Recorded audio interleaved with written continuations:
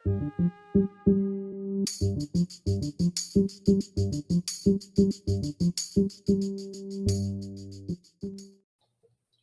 everyone, welcome again. Thanks for joining myself and Shimon Weinberg in our final installment on relationships and business. And in today's episode, we're going to be focusing on listening and how to become a great listener and how that helps you in your personal relationships and how it will help you do better business.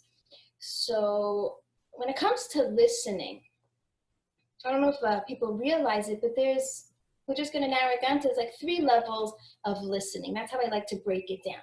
So there's listening, and this is what we're doing most of the time. We're listening from our own point of view. So anytime somebody is talking, we're thinking about how does this apply to me? What do I think of this? What advice am I going to give, right? It's really about me. I'm really listening to myself and how that information that they're sharing applies to me and relates to me. That's also at this level where a lot of judgment comes up because we're comparing it to what we think, okay?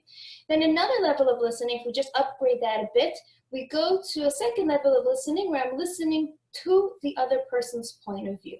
Now it is about them, it's more about them, but I'm curious, I'm the curious listener, I'm asking a lot of questions. I really want to understand them, understand their issues, understand their who they are. And that's really, it seems like an interview, right? It's like more of like an interview kind of a process. We're curious listeners. And then we upgrade that to, if we want to really get better at listening and really make the person that we're listening to feel really heard, we've got to upgrade that to listening from their point of view.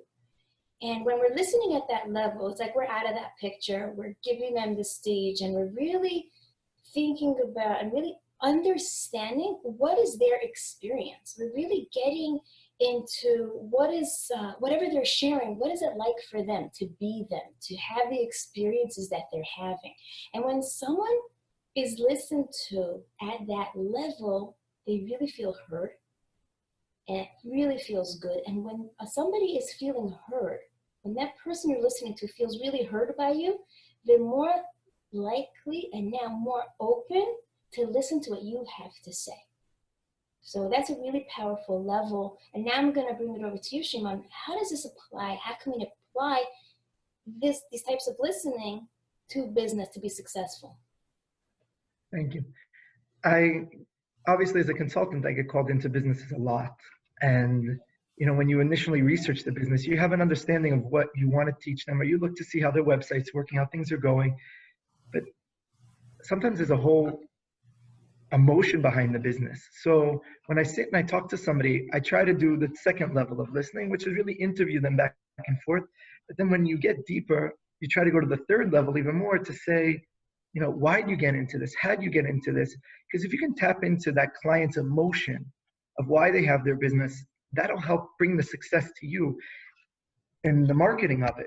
Part of marketing is to give over that message and that emotion that the founder of the business has, that passion.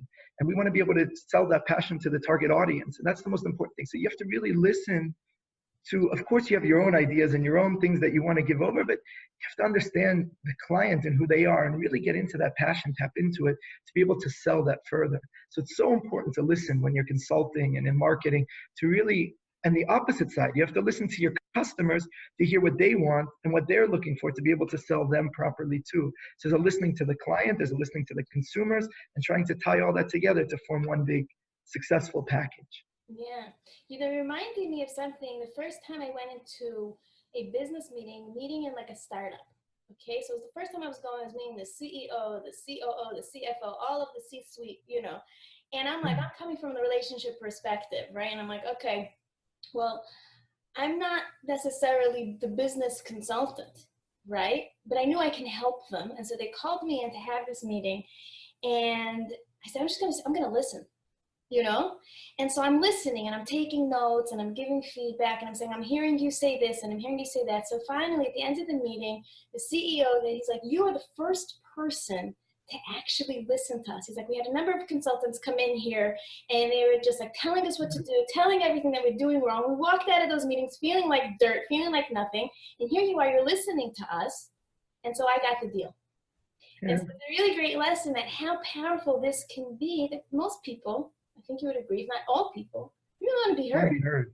Yeah. Right? And once you get there, then we can start working together, whether in our personal relationships and also in our business relationships. All right. So thanks so much. Thank you. We'd love to hear, I think so. We'd love to hear your takeaways from our 4-part series on relationships and business. You can look that up in the hashtag relationships and business, and anything else you want to know, you can always reach out to us. When it comes to marketing and relationships and business, Shimon's a great person to be in touch with and connect with, and anything that you have in terms of your personal relationships or your professional relationships, I'm happy to help in any way that I can as well.